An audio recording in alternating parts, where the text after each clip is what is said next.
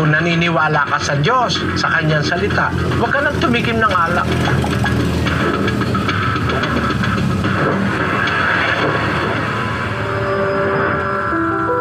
Alam mo ba kapatid ang nagagawa niyang alkohol?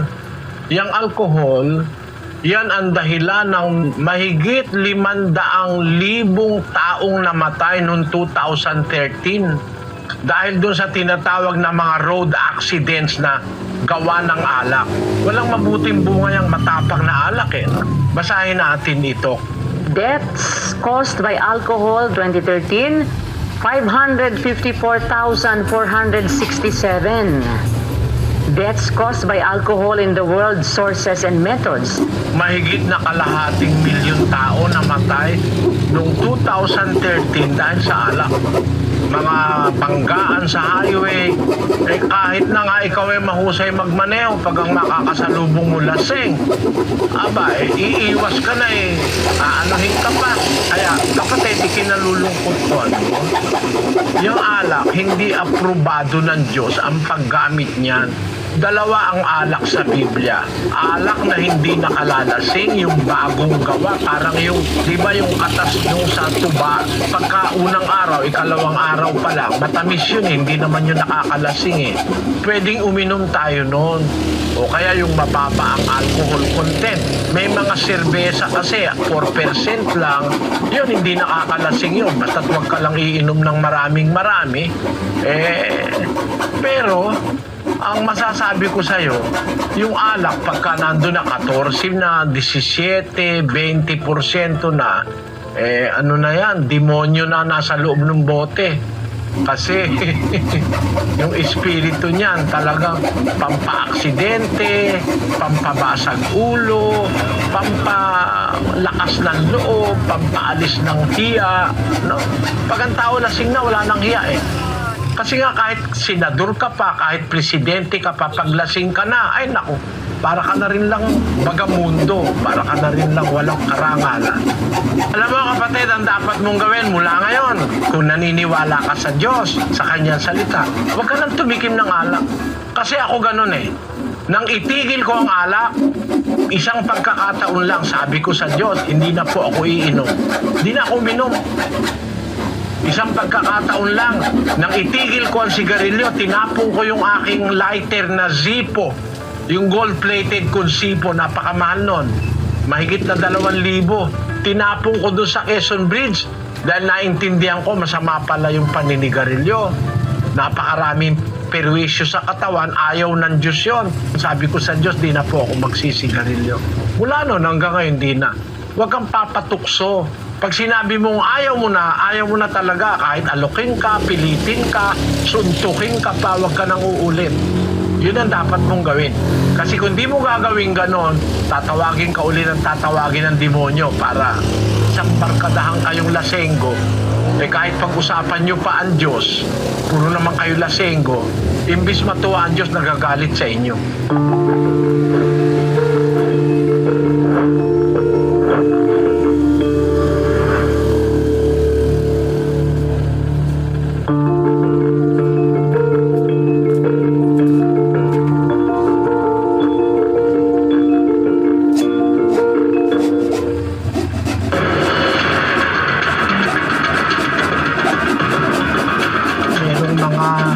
Masamang epekto yan pagkatapos yung alak.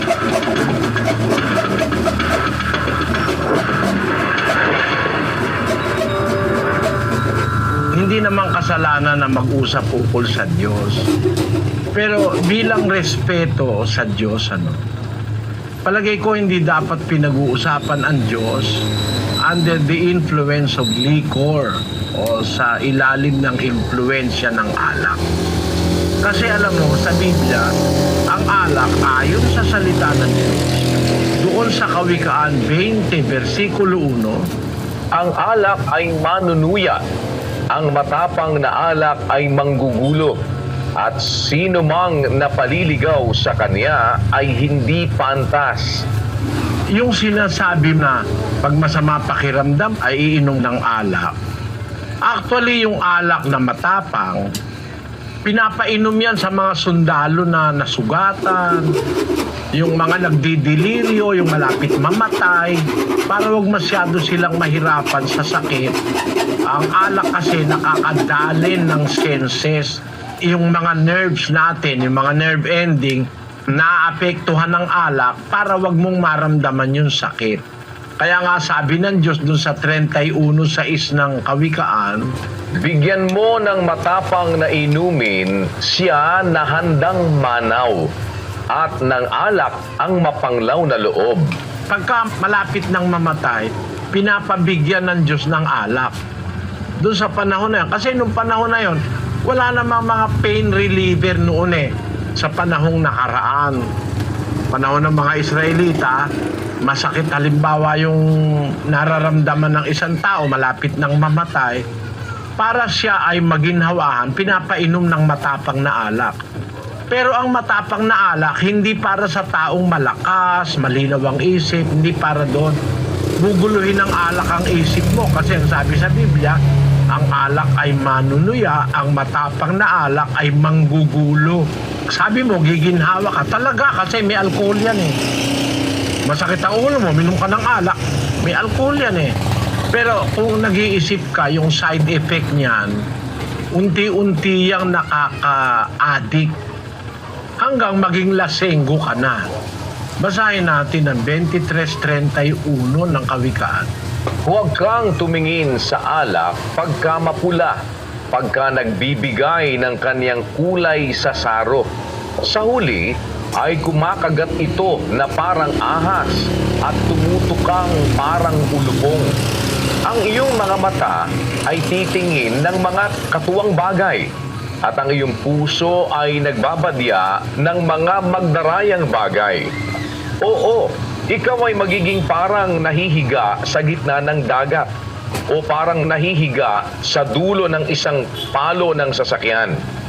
Kanilang pinalo ako, iyong sasalitain, at hindi ako nasaktan. Kanilang hinampas ako at hindi ko naramdaman. Kailan gigising ako? Aking hahanapin pa uli. Paglasing ka na, paluin ka man, sabi mo, hindi ako nasaktan.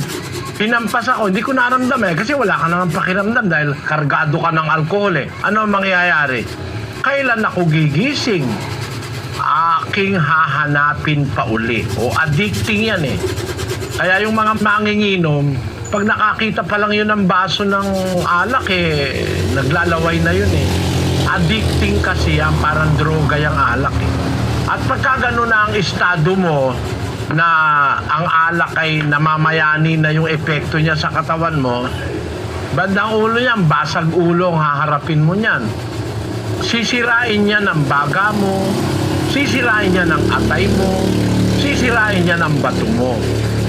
Imbis mabuhay ka ng 50, siguro hanggang 40 ka lang, patay ka na. Pagka talagang addicted ka na dyan sa alak. Alam mo, yung alak lagi kanyang aanyayahan Aanyayahan ka yan.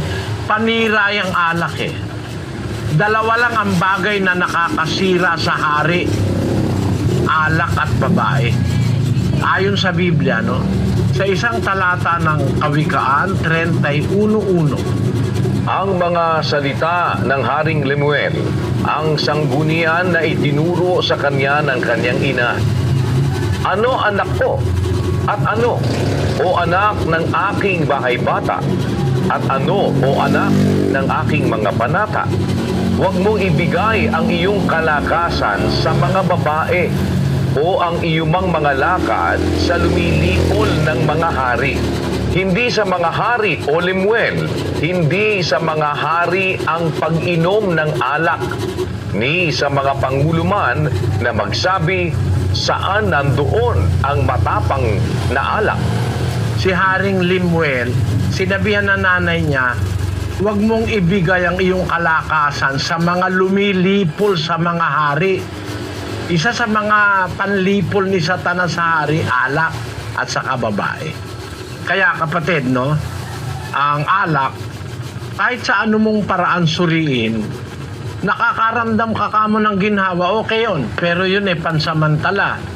Pero pagkatapos na halimbawa ng mahabang inuman, Eh yung naginhawahan ka masakit naman ang ulo mo dahil may hangover ka Sabi nga dun sa 23 ng Kawikaan, ulitin mo nga yung kapatid na Daniel sa 23:31.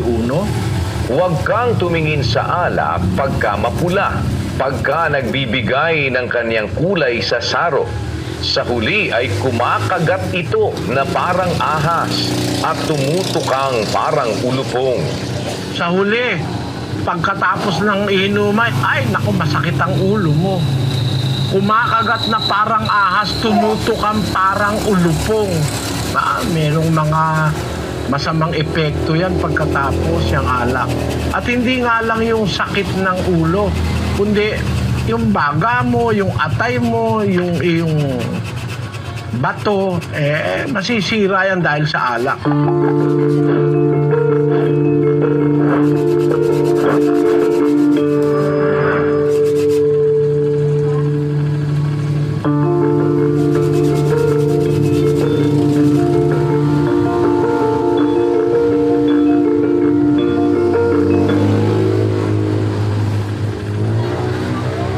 Sana may makuha kayong